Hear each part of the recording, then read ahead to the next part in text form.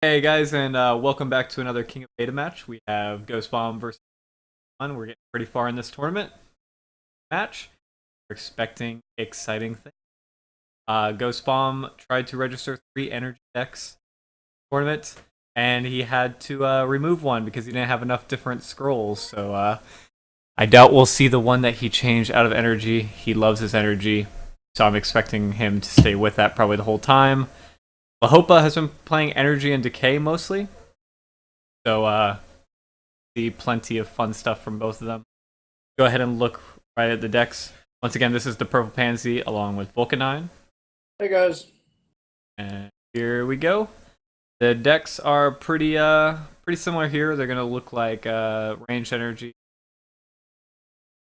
Definitely see Lahopaa has a little more diverse scrolls here, as you can see. It goes down. He's got a few more twos, I would say.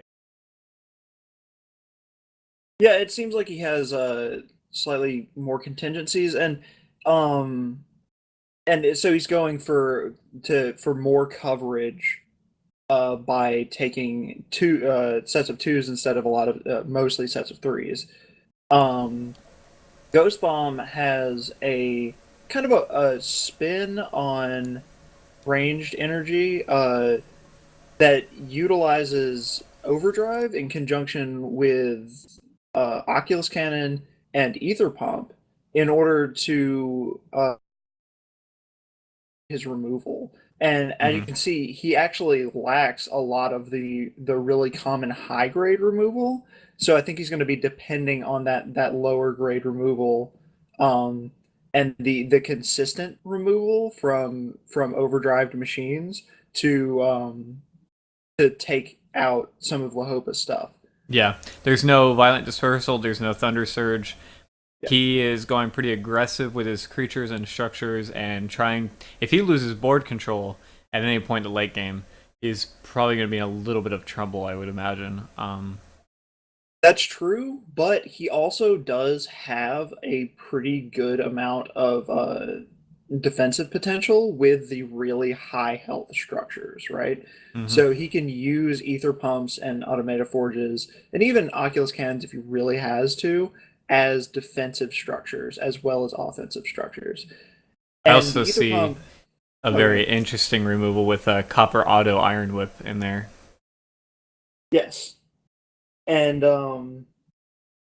the ether pump is going to be interesting because other than Scout Automaton, Lahopaa has no armor on his side, so it's essentially going to serve kind of the same broad AoE removal role that Thunder Surge does in your general energy deck. Mm-hmm. All right, let's jump right into the game. Let us see this one. Ghost Bomb's deck is a little interesting to me. Don't really like that starting hand. Is he gonna stay? Well, now he's gonna switch Oh, to, and he's gonna get a Copper Auto.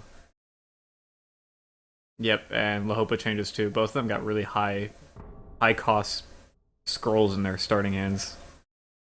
yeah, and I don't think we're going to see him lay anything down until he gets that Storm Runner up. Just because your Copper Auto is kind of akin to a Ragged Wolf in growth, that it is very reactionary card. You don't Mm-hmm. really want to be putting it down to begin with.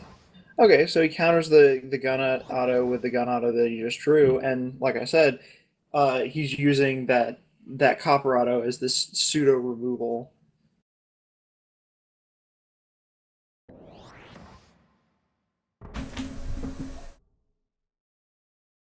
And there's the Oculus. Can't move that gun auto into the mid now. And doesn't look like he really wants to move into it. He's just gonna chill. Well, he with that Storm Runner, if he really needs to, one of the great things about Storm Runner is that it hits in that area of effect, so he'll Mm-hmm. be able to take out the Oculus Cannon if he really needs to without moving into the lane, which is always good.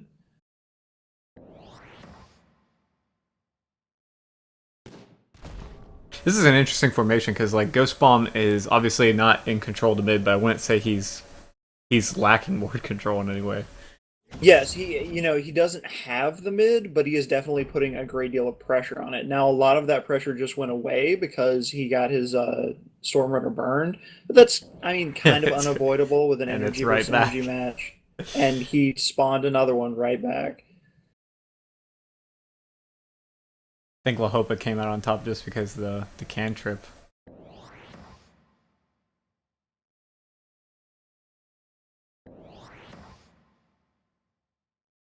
So Lahopaa basically moves to take control of the bottom.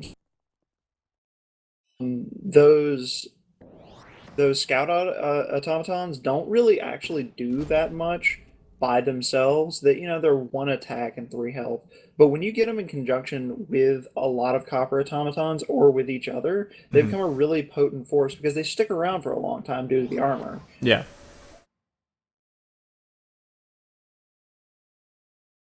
So there's that Uh, no, yeah. yep. First bombard, and it's a big one. The as of late, the Oculus Cannon Bombard combo has been a point of much contention with. It's the Yeah. earliest game. It's the earliest GG we've seen in this tournament. And Round 8. GhostBomb just gives it up because he doesn't think he's going to be able to make it back. And with a board like that on the Hopa side, I can't really blame him.